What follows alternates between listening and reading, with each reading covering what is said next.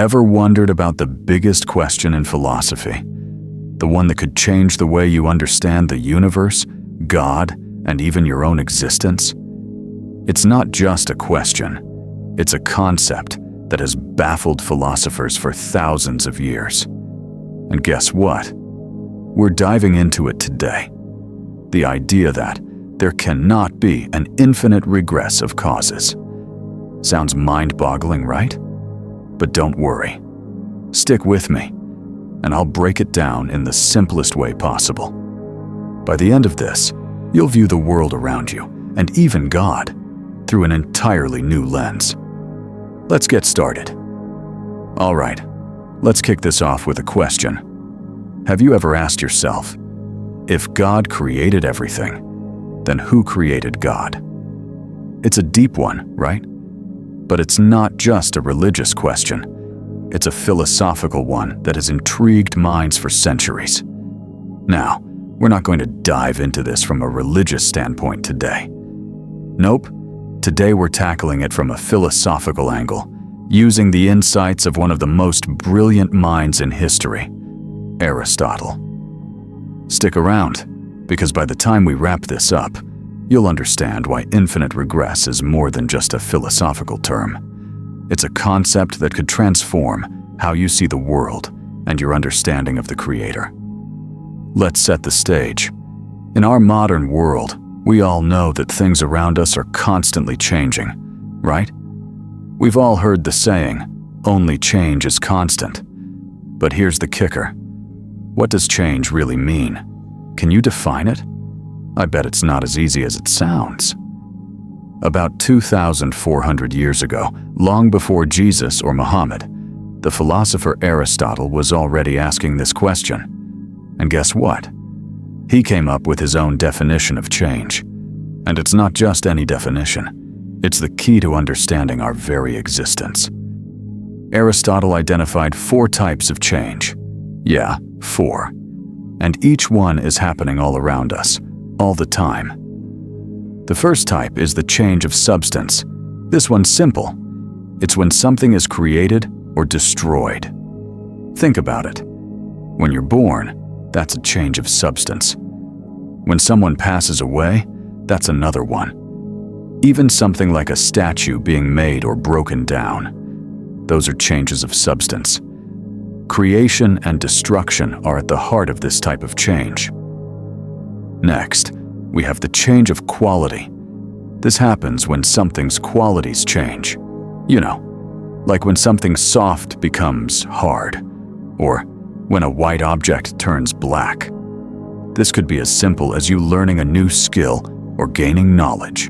In short, the quality of something shifts, just like you becoming more skilled or wiser over time. Third is the change of quantity. It's pretty much exactly what it sounds like. When something grows or shrinks. Remember how you grew taller as a kid? That's a change of quantity. Or when food becomes scarce, or when resources increase or decrease. All of this is part of the constant ebb and flow of quantity in our world. And finally, we have the change of location. This one's easy. It's when something, or someone, moves from one place to another. Simple as that. Now, here's where it gets a little deeper. You see, Aristotle wasn't the only philosopher to think about change. Another philosopher, Heraclitus, famously said, "You cannot step into the same river twice." Ever heard that before? Heraclitus was onto something big. When you step into a river, by the time you take your second step, the river has already moved. So, it's not the same river anymore. But hold up. It's not just the river that changes. You change too. In the time it takes you to step into the river, you've already changed, even if it's just a little bit. Maybe a thought has crossed your mind, or a feeling has shifted in you. The point is, everything is in a constant state of flux. Even the things we think of as fixed are changing all the time. All right, let's take it a step further. What exactly is change? To answer that, Aristotle used two concepts that we still use today: potential and actual. These are two words we throw around all the time. But what do they really mean? Potential? That's the possibility of something happening. It's the could be, the maybe. Like when you're looking at a piece of raw clay. It has the potential to become a sculpture. But right now, it's just clay. Now, actual is when that potential becomes real. When that raw clay is finally shaped into a sculpture, it's not just potential anymore. It's actual. It's real. It's concrete. Every change, whether it's you learning something new, growing taller, or even a cup of coffee cooling down, it's all about actualizing potential. Let me give you an example. You've got a hot cup of coffee in your hand. Right now, it's actual hot coffee. But give it some time, and it'll cool down. Now, it's actual cold coffee. Aristotle would tell you that every change is the result of a potential being turned into an actual. It's like the world is a giant engine, constantly turning potential into reality. And this brings us to something Aristotle called motion or movement. But hold on, this isn't just about stuff moving from place to place. For Aristotle, motion meant any kind of change. Whether you're growing, getting wiser, or even just waking up, those are all movements. Everything we do, from birth to death, is a form of motion. So, with all this change happening around us, the question becomes, who or what started it all? What initiated all this motion, this change? This is where Aristotle's genius shines. He realized that for every change, there must be a cause. But not just any cause. There must be a first cause, the one that started everything. Aristotle called this the unmoved mover, the first cause. This is something that's not changed or moved by anything else, but instead, it moves everything else. Now, here's the mind-bending part. If everything has a cause, and that cause has another cause, and that cause has another cause, Aristotle realized that this chain of causes can't go on forever. If it did, nothing would ever start. The chain would never end, and nothing would ever happen. There can't be an infinite regress of causes. So, there must be something that starts everything, a cause that isn't caused by anything else. And that's the unmoved mover. It's the source of all change, the first cause that set everything in motion. All right, let's break it down with a simple example to help you wrap your mind around this. Imagine you have a pen in your hand, and you're about to make a mark on a piece of paper. But before you can do that, you need permission from the person in front of you, right? Now, that person has to ask the person before them for permission, and that person has to ask the next person, and so on. You see where this is going? This creates an endless chain of permissions, each person relying on the one before them. And here's the kicker. If everyone in this chain needs permission, then the very first person would need permission from someone else too, right? So, this chain of permission would go on forever. That's what we call infinite regress.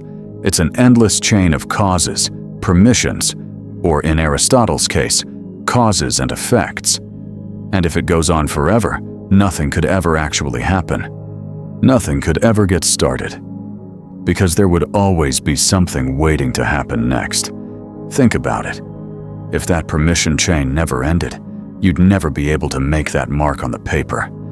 In fact, nothing would ever get done, because the chain would just keep going. This is where Aristotle steps in and says, hold on, there has to be a first cause. There must be someone, somewhere, who doesn't need permission from anyone else. Someone who is the first cause, the unmoved mover, the one who sets everything into motion without needing anything to set them into motion. This is the only way to break the infinite regress. If everything needs a cause, and that cause needs another cause, and so on, nothing would ever start. It's a paradox. That's why Aristotle argues that infinite regress simply can't happen. So, if everything is being moved by something else, then the question becomes, who or what is the first mover? What initiated all this change in the world, if not another cause? Aristotle's answer? The unmoved mover. The first cause that doesn't depend on anything else to exist or start moving. This is the ultimate cause, the thing that causes everything else without itself being caused. This unmoved mover is the source of all change. It doesn't need to change itself, because if it did, it would require another cause. And we know that can't happen. And this unmoved mover? It's what Aristotle believed was at the heart of everything. This perfect, eternal, and unchanging entity that drives all the changes in the universe. Now, you might be thinking, okay, cool, Aristotle has his unmoved mover. But how does this relate to God or Allah?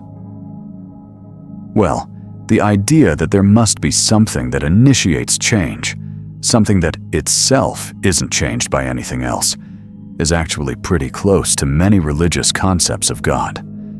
In religious terms, this is often described as an eternal being that was never created, something that has no beginning and no end. If you think about it, when we ask, who created God? We're walking right into the trap of infinite regress. If someone had to create God, then who created that someone? And so on forever.